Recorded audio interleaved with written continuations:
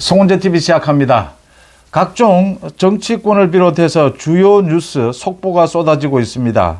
이게 하나하나 짚어봐야 될 문제이기 때문에 모두 정리를 한번 해보겠습니다. 먼저 국민의힘의 정점식 의원입니다. 이 정점식 의원의 부인이 경남 통영 아파트에서 숨진 채 발견이 됐습니다. 오늘 오전 10시 30분쯤입니다. 정점식 의원은 경남 통영 고성이 지역구입니다. 그래서 지금 총선을 앞두고 있는 만큼 이 통영 고성에서 지역구 활동을 하다가 이렇게 오늘 오전 10시 30분쯤에 아파트에서 숨진 채 발견이 됐습니다.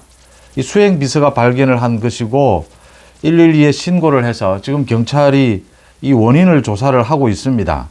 정점식 의원의 부인은 나이가 50대 중반쯤이기 때문에 이게 갑작스럽게 변을 당한 것이냐, 어제도 지역구 행사를 했고 오늘도 지역구 행사를 예정하고 있었습니다.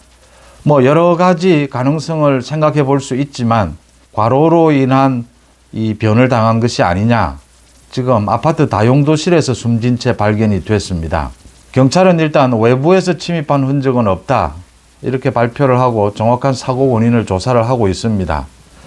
이 참 기자 생활을 하다 보면 이 정치인들의 부인 또 정치인들의 남편일 수도 있습니다. 이 주로 정치인들의 부인들이 지역구 활동을 굉장히 많이 돕습니다.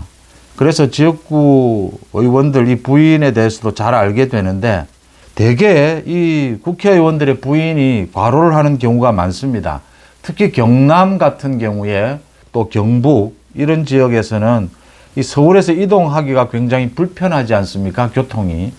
서울 수도권 중심이라든지 대도시 중심은 좀 나은 편인데 의원이 이렇게 국회에서 의정 활동을 해야 되면 이 부인들이 주로 나서서 지역구 활동을 합니다. 할 수밖에 없죠. 또 지역구에서도 많은 주민들이 단체에서 이 국회의원보다는 부인을 또 먼저 찾는 경우도 있습니다. 이래서 과로로 인한 이 변을 당한 것이 아니냐 이렇게 보이는데 참 안타까운 일입니다. 총선을 앞두고 이런 일들이 간혹 생기게 됩니다.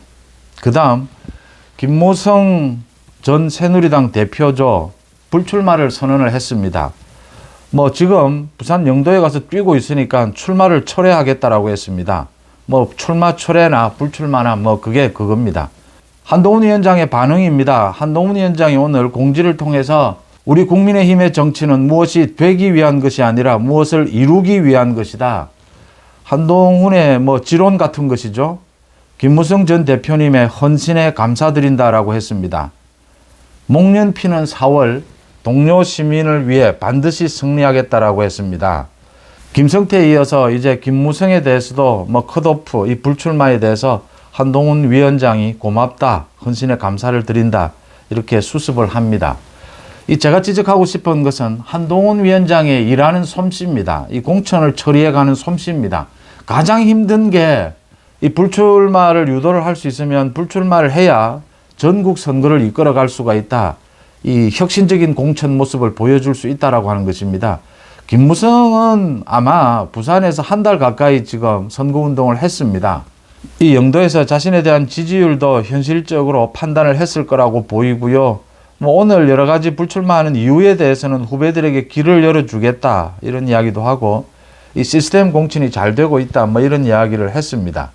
어쨌든 김무성이 불출마 선언을 한 것은 다행스러운 일입니다.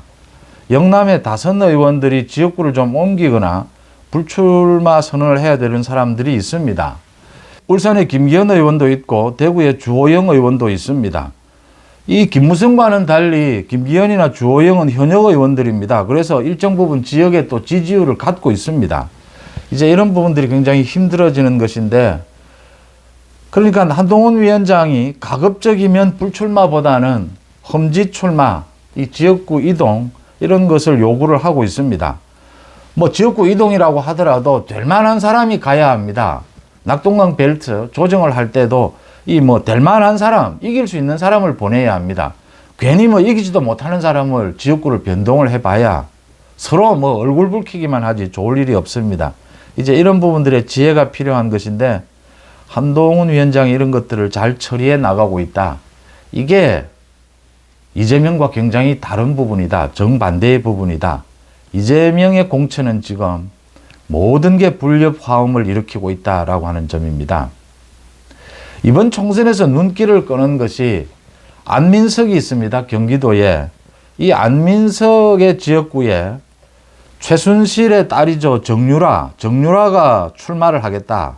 지금 재판도 진행 중입니다. 300조 원의 돈을 숨겨두었다. 외국에 독일의 페이퍼 컴퍼니가 수백 개에 달한다. 최순실이 이 무기 계약, 방산업체 회장을 만나서 무기 계약을 했다. 이런 식의 스위스 비밀 계좌가 있다. 이런 가짜 뉴스, 이런 것을 유포를 해서 지금 허위 사실로 인한 명예훼손, 이 재판 중입니다. 이런 관계가 있기 때문에 이 최순실의 딸인 정유라가 나서서 낙선 운동을 하겠다라고 하면서 후원금을 모금하고 있습니다. 후원금이 모이면 완주하지는 않겠지만 안민석을 저격하겠다라는 이런 뜻을 비췄습니다. 또 유동규입니다.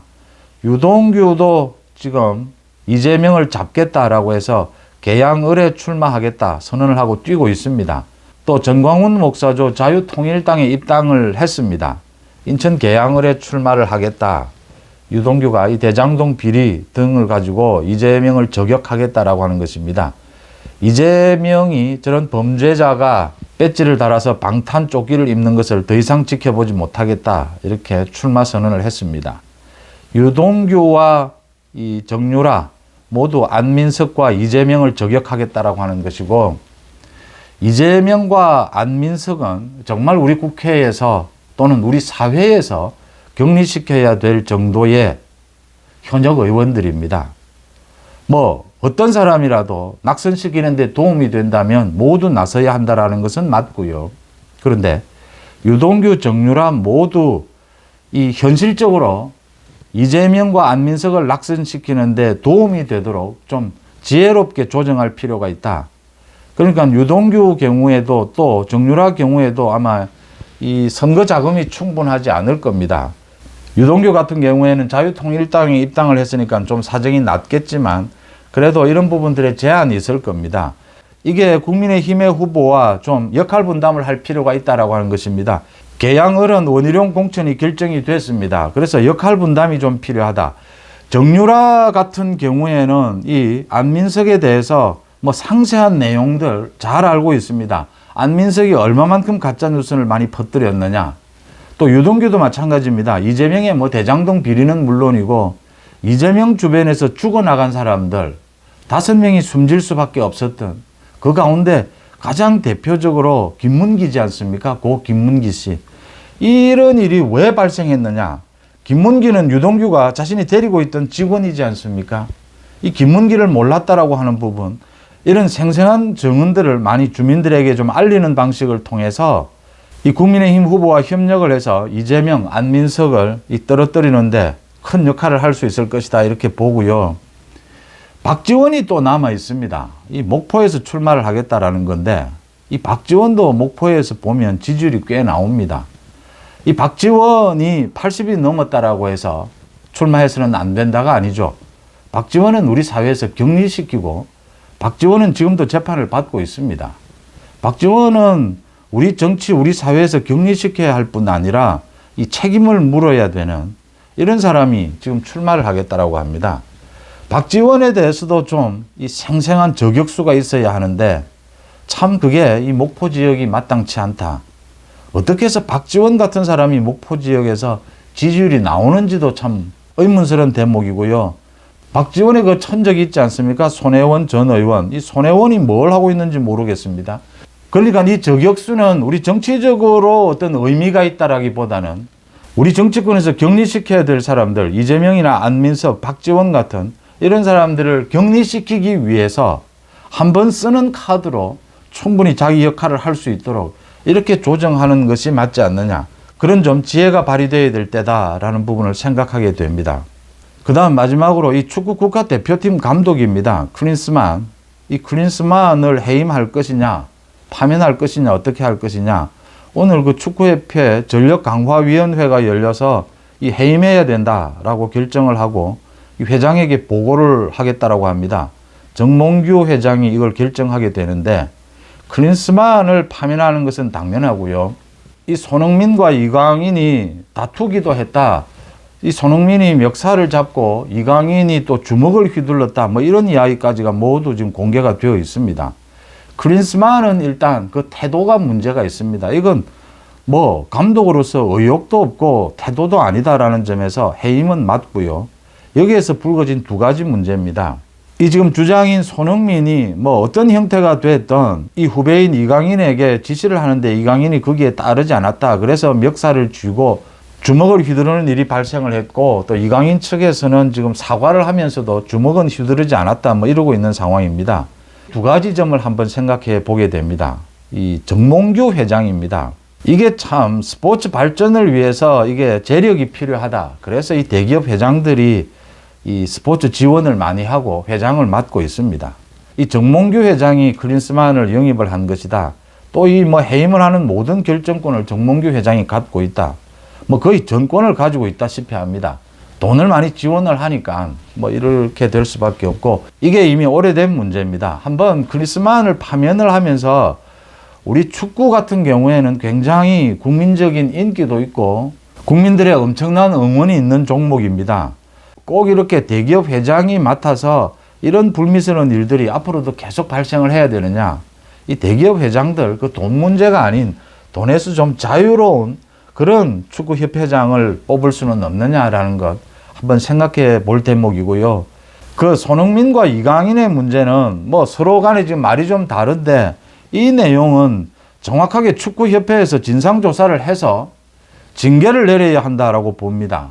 이강인이 잘못했다면 이강인에게 정확하게 징계를 해야 되는 부분이 아니냐라는 거죠. 이게 지금 내용이 자세하게 파악을 해봐야 되고 양쪽의 이야기를 다 들어봐야겠지만, 축구팀의 주장이 어떤 지시를 하는데, 후배들에게 지시를 하는데 거기에 따르지 않는 것은 물론이고 거기에 폭력을 행사했다라고 한다면 그냥 넘어갈 수는 없지 않느냐. 지금 손흥민 팬과 이강인 팬들로 이렇게 나뉘어서 서로 옥신각신하고 있는, 인터넷상에서 이렇게 충돌하는 이런 모습을 보이고 있는데, 축구협회에서 진상조사를 해서 책임을 묻는 그런 절차가 필요하지 않느냐라는 생각입니다. 여러분들은 어떻게 보십니까? 송재TV 마칩니다. 고맙습니다.